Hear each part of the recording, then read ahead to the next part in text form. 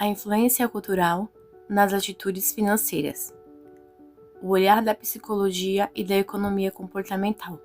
Olá pessoal, sejam muito bem-vindos a mais um episódio do PsicoCast e hoje vamos mergulhar em um tema que é ao mesmo tempo fascinante e super próximo da nossa realidade, como a cultura molda nossas atitudes financeiras.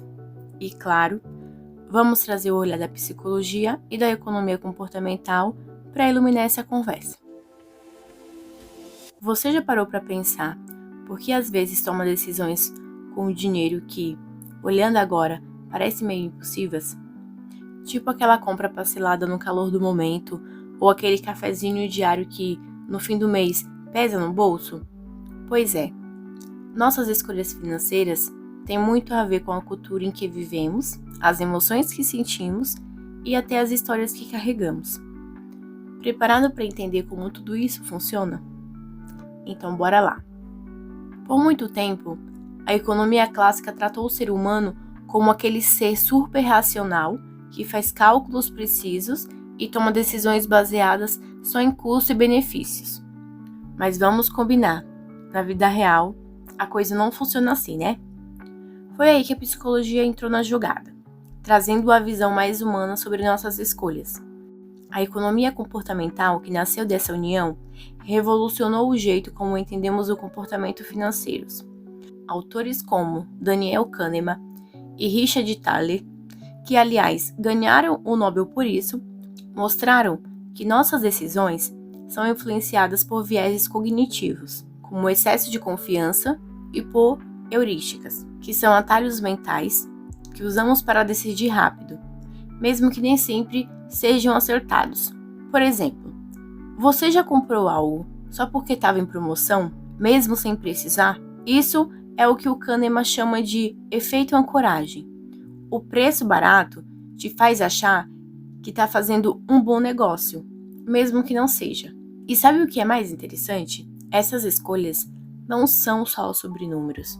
Elas são moldadas por emoções, crenças e principalmente pela cultura em que a gente vive. Cultura, emoção e dinheiro.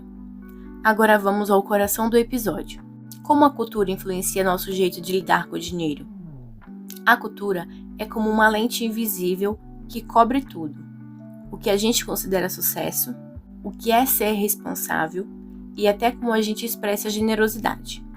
Pensa só, no Japão, a cultura valoriza a disciplina e a poupança.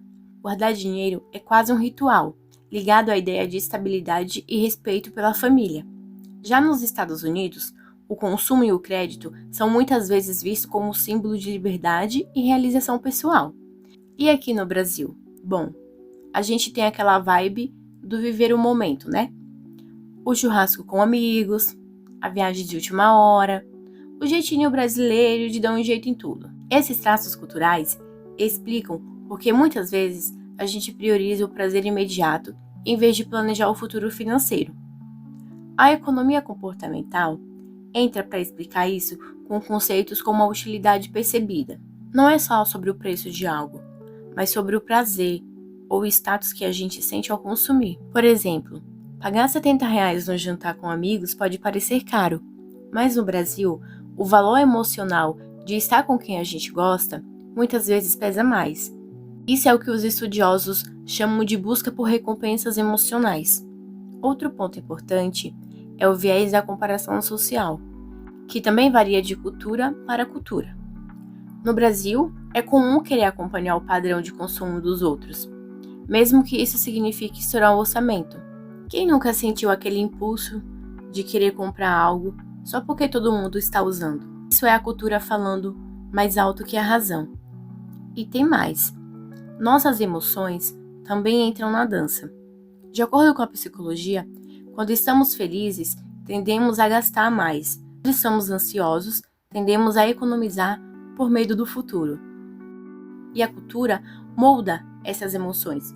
Por exemplo, em culturas coletivistas, como a nossa, ajudar a família financeiramente é quase uma obrigação. Já em culturas individualistas, como a dos Estados Unidos, a independência financeira é mais valorizada. Agora quero trazer você para essa conversa. Pensa comigo. Quais valores culturais ou familiares moldaram sua relação com o dinheiro? Por exemplo, na sua casa, poupar era a regra ou o lema era viver o hoje? E as suas decisões financeiras? Você acha que elas são mais guiadas pela razão ou pela emoção? Tire um tempinho para refletir e, se quiser, comenta aqui e compartilhe a sua história. Eu adoro ouvir as experiências de vocês e elas sempre enriquecem nosso papo. Um olhar consciente sobre nossas escolhas. Para fechar com chave de ouro, fica a grande lição de hoje. Nossas atitudes financeiras não são só números no extrato, elas são um reflexo da nossa cultura, das nossas emoções e das histórias que carregamos. A economia comportamental nos lembra que sim, somos seres emocionais e tá tudo bem. O importante é reconhecer essa influência para tomar decisões mais conscientes. Que tal dar um primeiro passo? Experimente observar suas próximas escolhas financeiras.